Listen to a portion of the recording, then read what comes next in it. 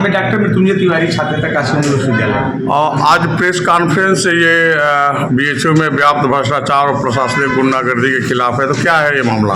जी, आपको बताऊं कि ये पिछले कई सालों से चल रहा है एक संगठित स्वास्थ्य अपराध जिसको हम लोग कह रहे हैं। हाँ। उसके तहत चूंकि पीएम मोदी का संसदीय क्षेत्र है और प्रधानमंत्री जी जीरो टॉलरेंस की बात करते हैं, करप्शन मुक्त भारत की बात करते हैं, लेकिन हम लोग काशी विश्वविद्यालय में जो एक प्रतिष्ठित रेपुटेड संस्था है, वहाँ के चिकित्सालय जब हम लोग देखते हैं तो वहाँ के चिकित्सालय में तमाम घोटाले, गुंडागर्दी खबरें आम हो चुकी हैं। यह आज से नहीं चल रहा है।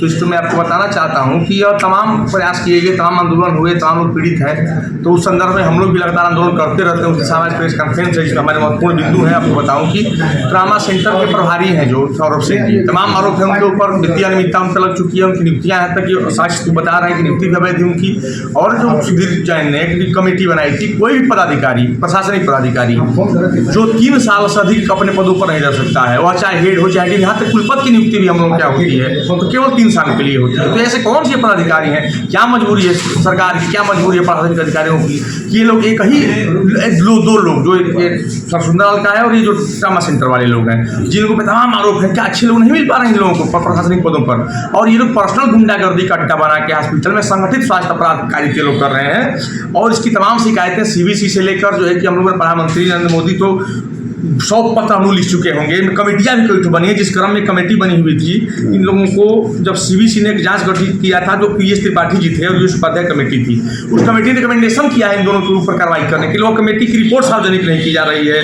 यहाँ तक कि जो बाउंसरों की बात मैं कर रहा हूँ, प्राइवेट गुंडे हैं, बाउंसरों की जगह विश्वविद्यालय होता है, अस्पताल और विश्वविद्यालय नहीं होता है। इन विश्वविद्यालयों में बाउंसरों को लोगों ने क्यों रखा है? अपने पर्सनल गुंडागर्दी के लिए रखा है, जो आए दिन अध्यापक, छात्र, कर्मचारी, पत्रकारों के साथ मारपीट की घटनाएं कारित करते हैं। ये सब आपराधिक प्रवृत्ति के हैं। तो जो लोग पैसों का दुरुपयोग करते हैं, जैसे कि तमाम जांच ये हम लोग प्राप्त किए हैं, साक्ष्य हम लोगों के पास है कि फंड बहुत सारे हैं विश्वविद्यालय के। ऐसा नहीं है कि पैसा नहीं है स्वास्थ्य के लिए, लेकिन उन फंड का दुरुपयोग अपने निजी लोगों को उचित लाभ देने का काम ही प्रशासनिक अधिकारी करते हैं। जिस क्रम में सौरभ सिंह ने अपने फंड, अपने एक निजी संस्था को, जो महज 1 महीने से भी उसका पोर्टल रजिस्ट्रेशन नहीं हुआ था, उस कंपनी को उन्होंने ऐसे ऐसे परचेजेस सामान किए हैं कि जो सामान मार्केट में 5 रुपये का, वह सामान उन्होंने 25 रुपये का खरीदा। सरकारी पैसे का दुरुपयोग, यह ऐसे करके कम से कम 100 करोड़ से अधिक रुपए का उन्होंने घोटाला किया है, सरकारी फंड का दुरुपयोग किया है।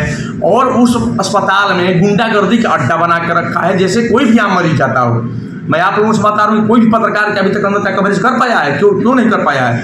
क्योंकि वह राम रहीम का अड्डा बन चुका है। अंदर आप जाएंगे तो उसके निजी जो बाउंसर है उसको मारपीट करेंगे। आए दिन पत्रकारों से, छात्रों से, अध्यापकों से मारपीट करते हैं। इसी क्रम में अभी आपको हाल की घटना बता रहा हूँ कि उन्होंने अपने कलीग को भी, जबकि एम्स के नोडल अधिकारी आए थे, कुछ संजय राय जी हैं, कुछ इंस्पेक्शन चल रहा था, उस दौरान एक विवादित घटना है कि उन्होंने अपने कलीग हैं, कोई सर्जरी के डॉक्टर साहब, उनकी पत्नी, उनके दुर्व्यवहार किया है। दुर्व्यवहार ही नहीं किया, जिस कैंटीन को इन्होंने अलॉट किया है कि नियमावली होती है विश्वविद्यालय की, कोई भी जगह कोई अलॉट किसी को करते हैं तो उसके लिए रजिस्ट्रार की, डायरेक्टर की परमिशन की जरूरत पड़ती है, प्रॉपर कमेटी होती है। उस कमेटी का हमारे पास है कि वह सौरभ सिंह ही उस कमेटी को बना के अपने किसी निजी व्यक्ति को अनुचित पैसे का लाभ लेते हुए, उसको अनुचित लाभ देते हुए कैंटीन दिलाए हैं और अनावश्यक उससे आरोप भी लगवा रहे हैं। तो इस तरह से काम करते रहते हैं। तो हम लोग की यही मांग है कि जब जांच कमेटी बैठी है, या पुलिस विभाग में होता है, विश्वविद्यालय में भी छात्रों के साथ होता है कि अगर किसी पे कोई आरोप है, वह सस्पेंड होता है पहला प्राइमा फेसाई, और अब उस पद पर बैठते हैं तो आप कैसे हम मान लें कि आप उसको टेम्पर नहीं करिएगा साक्ष्यों को, जो पद पर ऑलरेडी बना है, ऑलरेडी पद पर बने हुए हैं। जांच कमेटी, ऐसी तमाम कमेटी, हजारों कमेटियां बन चुकी हैं, इसकी रिपोर्ट निगेटिव है, उनके फेवर में नहीं है, बावजूद वो बने हुए हैं। तो क्या ऐसा मसला है? इसमें कुलगुरु की भूमिका, जो कार्यकारी कुलपति हैं, उनकी भूमिका भी बहुत संदिग्ध है। यह एक संगठित नेक्सस है इन सबका। आपको मैं बताऊं कि वो उसमें केवल सौरभ सिंह और के गुप्ता शामिल नहीं है, उसमें संजय गुप्ता की बड़ी भूमिका है, जो कार्यकारी कुलपति के रूप में नियुक्त हुए हैं। उनके ऊपर ऑलरेडी आरोप था कि उन्होंने आईओई के फंड में भारी घोटाला किया था। विश्वविद्यालय में तमाम 1000 करोड़ के फंड के इन्होंने बारह न्यारा किया। और हम लोग का प्रेस कॉन्फ्रेंस है कि हम लोग इसको सड़क से संसद तक इसको लड़ेंगे और हम लोग संसद घेरने का भी काम करेंगे। अच्छा, ये बताइए कि जितने घोटालों का आरोप लगा रहे हैं, तो क्या इसका एविडेंस है आपके पास? हमारे पास सब कुछ एविडेंस है। जेएम पोर्टल का उनका डिटेल है हमारे पास, और उन्होंने जो कैंटीन लॉट किया उसका मेरे पास डिटेल है, उनके खिलाफ जो कमेटियां बनी थी उसके मेरे पास डिटेल्स हैं। और सब कुछ के बावजूद यह तथ्य सार्वजनिक नहीं किया जा रहा। इवन इनकी डिग्री पर भी कुछ लोगों ने, अन्य लोगों ने चैलेंज किया, जिस पर मैं नहीं बात कर सकता क्योंकि वह मामला न्यायालय में चलाधीन है। लेकिन हम लोग बात अपने विषय का करते हैं, हम लोग स्वास्थ्य शिक्षा की बात करते हैं, जहाँ पर आम गरीब मजदूर मजलूम अध्यापक कर्मचारी सभी लोग जिससे पीड़ित होते हैं, इन विषयों को लेकर हम लोग आए हैं आंदोलन करने। तो ट्रामा सेंटर प्रभारी सौरभ सिंह पिछले कितने सालों से प्रभारी बने हुए हैं? हाँ, ये बहुत आपने महत्वपूर्ण बात करी है। विश्वविद्यालय में किसी भी व्यक्ति को 3 साल से अधिक कोई दायित्व हेड डीन तक को नहीं, दिन कुलपति भी आते हैं तो 3 साल से अधिक के लिए उनका कार्यकाल नहीं होता।